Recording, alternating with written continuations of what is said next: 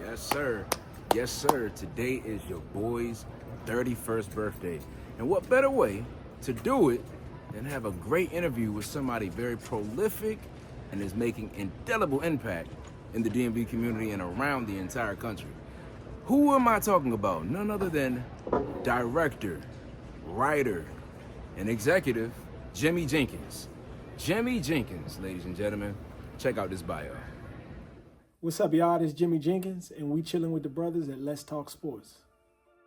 Jimmy Jenkins started his directing and producing career in 2013 at Black Entertainment Network and Tyler Perry Studios. He is one of the founders and co-owners of Gold Street Productions, LLC, along with his older brother, Joshua Jenkins. In 2016, Jimmy achieved great success with his stage play, Black Boy Blues. And in 2017, he filmed his first feature film, Sinners Wanted, alongside his brother Joshua, starring Lamar Rucker, Clifton Powell, and many other notable actors. In 2020, Jimmy co-directed and produced his documentary debut, Basketball County. It premiered on Showtime and was executive produced by NBA superstar Kevin Durant and 35 Ventures. Ladies and gentlemen, without further ado, Jimmy Jenkins. What's going on, everybody? Ladies and gentlemen, boys and girls. What it is, what it ain't. I hope your breath don't stink. This is Brandon Stanard here on the Letz Talk Sportz Podcast. But today we're shifting into a different lane. The lane of film, stage plays, theater, all of the great things that many of you love to watch while it's streaming on these different apps. We have somebody that is truly a pioneer in the DMV area, someone that has been grinding probably before I was born, honestly. But, man, I've had the chance to watch this brother from afar for years. And, every time I get a chance to see him, it's a joy, it's an honor, it's a privilege. And recently I had the chance to be a part of one of his projects as an extra. I'm not going to get too much into that unless he decides to share a little something. But besides that, man, you saw the bio, you saw the introduction. Ladies and gentlemen, boys and girls, Mr. Jimmy Jenkins. Yes, sir.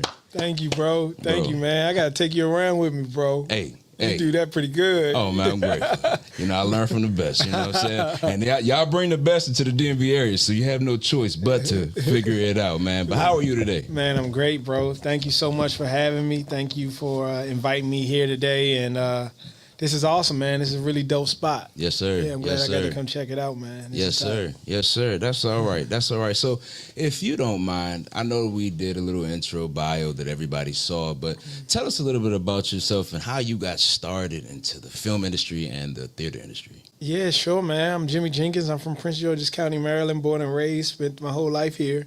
And man, me and my brother and my sisters, when we were young, we used to do shows for our family that came over. And little did I know that even at the age of 7, 8, God was preparing me for my future, helping me put together little stories with my brothers. And as we got older, my brother started doing stage plays at the church, and I always copied him, and kind of led me into doing this, you know what I mean? And I thought I was going to be in the NFL. But it turns out that wasn't God's plan for my life, and it got me here. And I'm grateful, man. I'm so happy and grateful that I'm living my dream. Yes, sir, man. That's amazing. That's amazing. So you brought your brother up. I know anybody that doesn't know his brother, Josh Jenkins, who I believe you guys have a business together, right? A production company together. Yes, indeed. Yes, indeed. You see, that is one thing that many of us, I believe, have not thought would be possible, and that's being able to work with your brother. How has that been, working with your brother? Man, he's easy peasy. He's like so cool, bro, and nothing bothers him. I'm the crazy hothead. Like I'm the one that yells and screams. He's the one that keeps everybody cool, and I'm a tough guy to deal with. A lot of people don't know how to deal with me, but my brother is one that always understands where I'm coming from and always has my back. So, he's like. He's the guy that's a little bit more level-headed and a bit more wiser. I'm the hot-head crazy one. But you need both of us, man, to make it work, and I can't do nothing without him. Man, so, that's beautiful to hear. Did you have any questions? I mean, First of all, when he said wide receiver, right? I mean, when he said football or NFL, but you look like a receiver or a corner. What position did you play? I played running back. Running back? Yeah, I was elusive, bro. I ran a 4.43. I ran a 4.43. I started as a freshman in college. And then I messed up my knee, and I was like, man, just like that, I can lose everything I worked all these years for. What can I do that's a bit more stable? And that's where this storytelling started. I wrote my first play my freshman year of college after I got hurt. Wow. Yeah. That's amazing. That's Yeah, amazing. it was really, really dope, man. It's Okay. been going since then. Anything else? I mean, you can go ahead and then I'll come back. Okay, cool. So we have a couple of questions that some young folks decided to ask, and I decided to pull them up and to see exactly how we could pluck your brain a little bit. Okay. So the first one is, how long does it take you to cast a role before you put out an ad? So I put out the ad to cast a role. Mm-hmm. So the first thing I do is I put it out for people to see it. Yeah. And then, sometimes people get cast 3 months before, like for the main role. One of the main roles, we casted him months before. And then the other main role for this last movie, we casted her like 2 days before we start filming. Wow. And so it all varies. Sometimes people get casted the day before, the week before. Yeah. But then sometimes it's a month before. But it's a long process because once you cast them, a lot of the time, especially if they have a name, they have an agent, they have a lawyer, and that stuff takes a lot of time. Got you. But other than that, man, it varies, man. It happens quick sometimes. Sometimes it takes forever. Now, the reason I asked that question is because a lot of folks feel as though they don't get opportunity, right? Yeah. And some people do get opportunity, but they're not prepared for the moment when the time comes. Yeah. And I like that question per se because I have seen someone, I won't go too far into detail of the conversation, but someone in the DMV area was an MVP one time when there was a situation that occurred, and I saw them get called in at the last minute, and they had to learn lines within within 3 hours. And bro, I just want to say that blew my mind. I don't know if you know exactly what I'm talking about, but it was a moment that happened. We'll talk about. I think I know. Was it one of my productions? Was it a different production? Well, it was one that happened at Glenarden.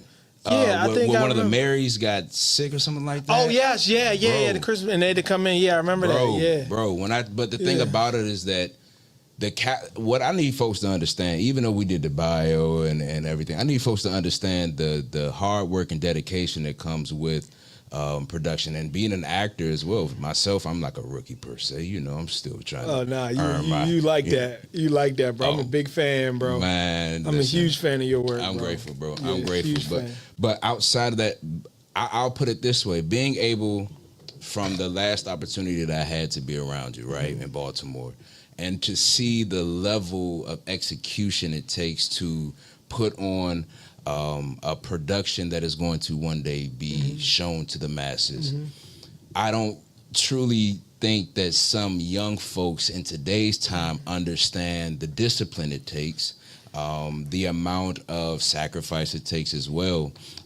Could you share for young folks, from a professional level that you guys are at, right?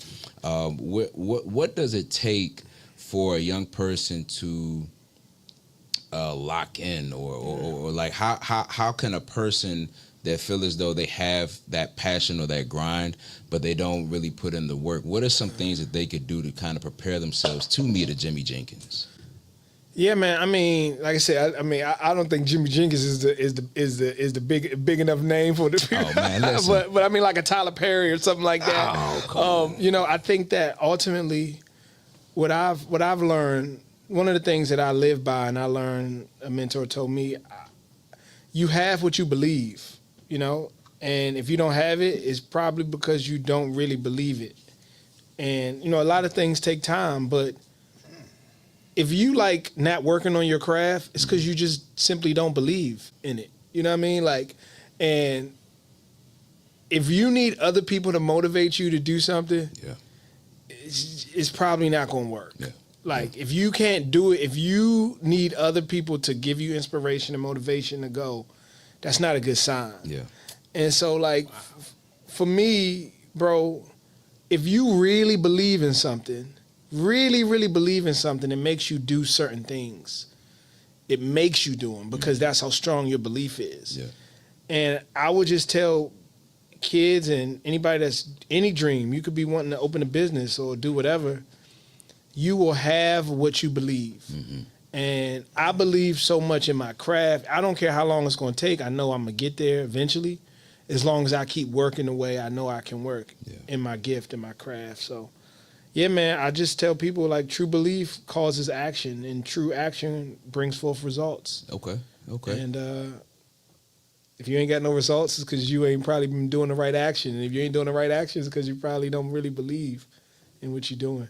That's a message right there, man. That's real. That's real, man. It's a message. It's a bar. It's a lot. Yeah. You know what I mean? That's a sermon. In itself, man. And speaking of sermon, you know, what was it? Let's go back a little bit. What was it like growing up as a pastor's child? And not just a pastor's child, not just, like, there wasn't no regular church. You know what I'm saying? This is mega church. What was that like? Yeah, man, it was. That's all I known. So, to me, it's the biggest blessing because I had the best parents in the world. Like, I see people's parents, man. I see my friends and how their parents were. And I always thought everybody's parents was just like mine, but I realized that's not true. Yeah. Right. Some people don't get love from their parents. True. Some people's parents are strung out on drugs. Some people, and I took for granted what I had in my parents until I got older. My parents were impeccable. They were the definition of godly parents. And, I got tired of church. People always get tired of church. You going everywhere, everybody watching you. And I was bad, bro. I'm still bad.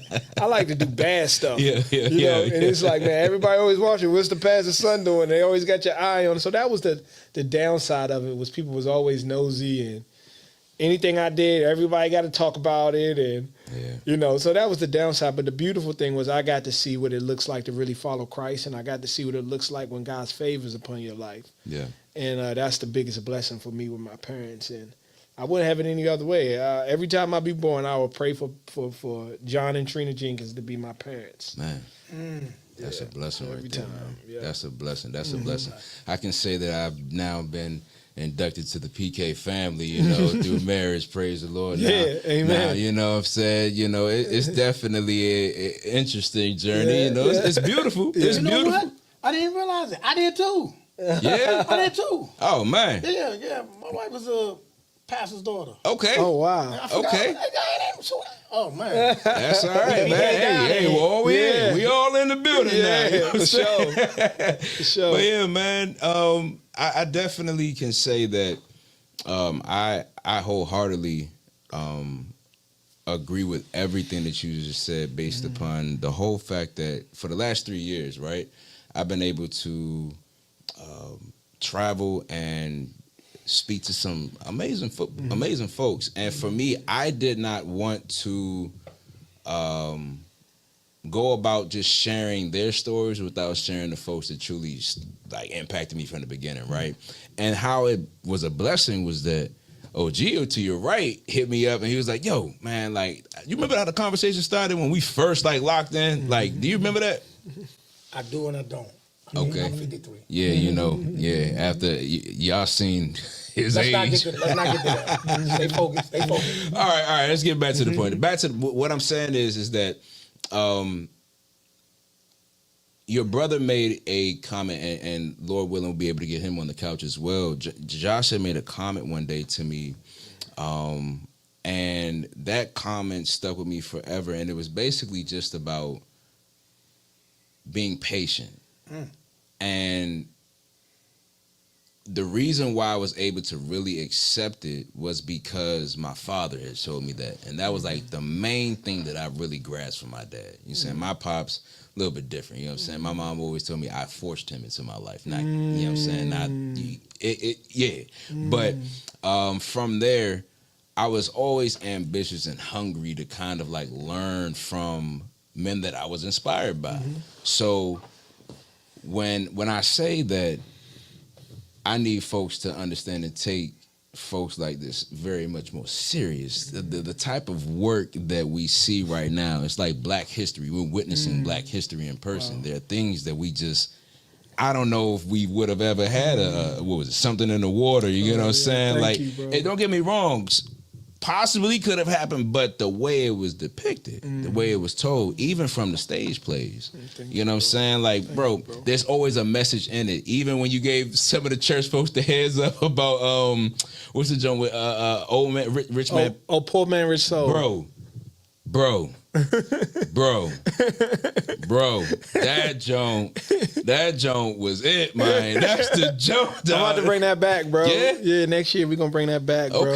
Okay. Yeah, I got some people. Yeah, we about to do that. Yeah. Looking forward to seeing that again, man. Bro. My goodness. But outside of that, I know we had I had some folks that asked a question that were interested as far as equipment and gear. Now, I'm not sure how far deep we can go into it, but one question that came up was, what's your favorite equipment to use and why? The RA Alexa is my favorite camera to use for film. I spend most of my time filming with Reds and Aries. I lean towards the Aries for most of the work if I had to shoot a film, and but I also learned that the camera is a big part of it, but the lens is everything too. So the lens is a bit more important than the camera sometimes. Yeah. And it's just about having a very good DP who is very good at knowing how to make the right images. Yeah. And I'm an RA guy, but my documentaries I shoot red. So it just depends on what I'm shooting. Sometimes I shoot with the Sony. I haven't shot with the Sony Venice yet. I do want to see. I've seen great footage with that. I haven't done any big projects with it. Okay. But that's something I would love to explore on. And yeah, man, I love all types of cameras. I like to use a lot of the Steadicam. I like to use the Dana Dolly a lot. I used a lot of the Dana Dolly and Steady in my last film, along with the Jib. I think those are all great pieces of equipment that you don't have a big budget. You can use them, and they can be really, really impactful to your story. And so those are some of the types of pieces of equipment I like to use, man. Really, really dope. That's all right, man. That's all right, ladies and gentlemen. There you go. There's your answer. You know what I'm saying? So go ahead and start testing trials and figuring it out. And then hit Jimmy. I'm like, yo, I tested that Jonah. I see what you're saying. I see what you're saying. But outside of that, then we'll do two more questions, and then we'll give you your time back to yourself. Oh, man, you fine, bro. You good. Okay, you good. You take your time, bro. We good. Sweet. So I would say the next question is, and this one, for those that are pursuing to be, whether it be an independent film artist or someone that is a part of a company already, what are some lessons that you have learned along your journey since the beginning that you could possibly share, not as a heads up, but like, you already know what you got yourself into, so some motivation that you could share for someone that's already in the journey right now? Man, I think this is sometimes so cliche, and people say it all the time, but it's really simple to me, man. You just can't stop. You just can't. You just got to keep going. Like, you're going to have good days, you're going to have bad days. Keep going. Yeah. Don't get too high, don't get too low. Always even keel. Yeah. Just keep going. And I think sometimes people do something and they get so elated at what they've done that they forget that people will forget the next day. People only remember what you did for one day, dog. It's like, after that, it's the next day. Yeah. Nobody cares anymore. You got to go do it again. Yeah. That's the only way to be great, bro. It's the only way. Like, you can do one good thing, people gonna forget. What people don't forget is consistent greatness. It's consistently being good. That's how you get remembered. And, for me, I do want to be remembered for my craft. I do want to be remembered. I want people to remember why I was here, that I lived here. Yeah. And it comes from being consistent and never stopping. Being consistent and never stopping, man.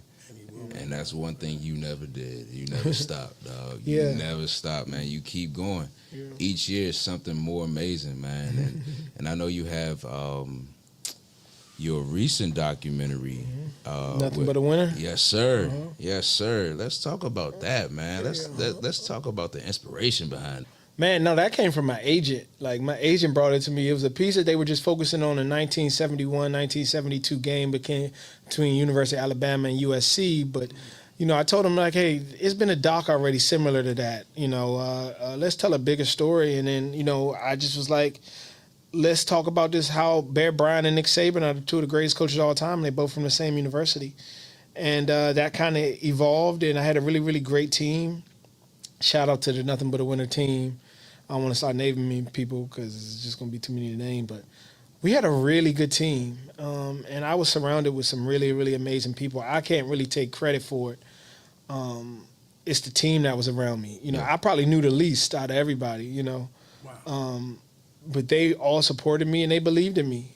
And so that project was very, very special. We were able to go into theaters nationwide, into 1,000 theaters across the country. We actually finished number 4 that weekend. We were number 4 in the country. Number 4 in the country. That's really big, man. We was out against like some really big movies. Yeah. And we were number 4 that weekend, per screen average. And God is good, bro. Yes, sir. God yes, is sir. Good, bro. And that right there is why we have you here now. Because it's not just about the accomplishments, but it's about your walk as well. You know what I'm saying? A lot of folks don't and that's why I said discipline. You know what I'm saying? Being in certain places, knowing how to be the light in the room sometimes, whether you might be the only one or it's a 3 or more gathering, and you know, but how could we put this question into a question. With your walk and with the arts, how do you find the balance of making sure that you don't go too far across the line and you make sure that it's still, you know, of course, certain things, you know, because of film and production, you have to present certain things, but for someone that may have a hard time looking past that and they may feel as though they may not ever get a chance because they don't think that they can do certain things, how could you explain that? You know, for me, bro, I think the measure of a man is where he stands. And if you don't got no place to stand, you ain't no man. And I'm not saying I'm the perfect man. I got struggles, man. I got stuff I got to defeat every day. Yeah, same. And, you know, I got a lot, bro. I fall so much. I fall all the time. On the way here. But I do know where I stand. Yeah. You know, if you on the way this morning before I came here, I done did something I had no business doing. Yeah. But it is, it's knowing where you stand. And I've been offered lots of money to do stuff already that don't agree with me. Yeah. Like I done lost so much money in my life. I don't even care about money no more. It's like I done lost so much. I done been hurt by so much. Deals done went through. Like you know, I done lost 6 figures, bro. Like at one time, in one bad deal. Like money no longer satisfies me. Like God supplies my needs now. Yeah. I done lost it all, and then somehow God supplies. So I no longer care. I got life insurance. I don't got no kids, but I got a lot of life insurance plans. They're gonna get paid millions of dollars when when I'm gone. They good. Yes, sir. So I'm passing on wealth. I got money. I'm making good money, but it does not solidify me, bro. I don't live a crazy life. I got a house and a car. I don't need money to validate me. Yeah. My validation is on what I stand on and what I believe. And with anybody, I think ultimately people respect you more when you have a place to stand, even when they try to neglect you or talk negative about you, whatever. You know, God's plan always prevails. And when you're in God's will, you are part of his plan. 100. And as long as I'm on that plan, bro, I don't care what the world, if the world don't want to work with me or reject me. I'd rather have nothing and be safe with God than have it all and be lost without God. So, man, and yeah, I could say that, like I said, over the last 3 years, being able to talk to some of the most influential individuals, but sometimes you could just see that they're not always in the best headspace, or their walk is not. And I'm not saying the walk is not the best example because none of our walks are really the best example. But you can tell when you enter into the presence with somebody that it's just like, all right, I see that, you know, whether I'm meant to be here to see this or meant to be here to somehow be an example, I know that that response that you just gave helped a lot of people. I know for a fact it did. Outside of that, man, I'm really out of the questions for did you have any? What he just said was powerful because you got to understand something. As men, a lot of men suffer in silence. A lot of men feel that I got to carry the weight of all the people and carry the weight of my family, carry the weight of my brothers, my sisters, and sometimes that man is hurting and we don't know it. So as men, these type of conversations are necessary. 100. You know what I mean? Now, I did have the honor of being on the set as an extra.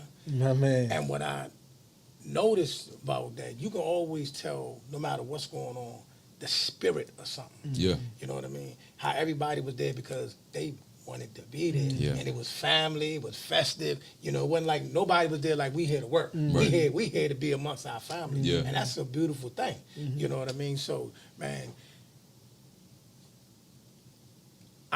something's happening to me right now spiritually. So y'all just got to bear with me because, like, this the type of things that we all need. You know what I'm saying? The journey, the struggle, the grind. It takes a lot to get to that place where you say, you know what, this don't no longer fuel me. Yeah. Because what got a lot of people shook up out here is they see the finish line, but not the journey. See, they look up and say, oh man, this person is sitting right here, this person is sitting right there, but they skip what that person had to go through to get there. Yeah. And they get lost. Yeah, Man. So bro, they do. appreciate you. Man, no doubt, bro. You said a huge thing. It's in the journey, bro, and it's like, you know, God willing, we not at our finish line yet, but there's so much. Like, bro, people see my movie in theaters, they see my stuff on TV, bro. I had to go through like, bro, I've been doing this. I'm 34, bro. It's 15 years, bro. Wow. Like, people don't realize I'm 34 years old. I started at 19, bro. That's the first time I started. I put the vision. So I've been doing it for 15 years. And it did not happen overnight, bro. It's like I had to take a lot of risks, bro. I had to quit Tyler Perry's. I had to quit BET. I had to, like, when against everybody's better judgment. But it works out, man, when you believe. And I'm so happy I took the chance on myself. I'm so happy. And I don't mean everybody don't need to go quit their job. That's not what it means. But for me, that was my journey. Yeah. And that's what worked for me. And that's what I believed. And I knew I was going to be willing to take whatever it took for me to get established. Yeah. And it worked out. It worked out for me. And right now, you know, I just pray to God it continues to work out. And that God can really continue to take me to where he wants me to be. Oh, it will. It will. Amen. It will. It will. Like, dude, you impacted and you've inspired millions already. You know what I'm saying? Bro. So it's like the reward, it's on the way, bro. It's on the way. Even whatever you already got in the, you know what I'm saying, in the vault, man. I'm just, bro, I'll put it this way, man. As a youngin', they used to just watch things on TV and have aspirations of just, man, one day I probably could do that.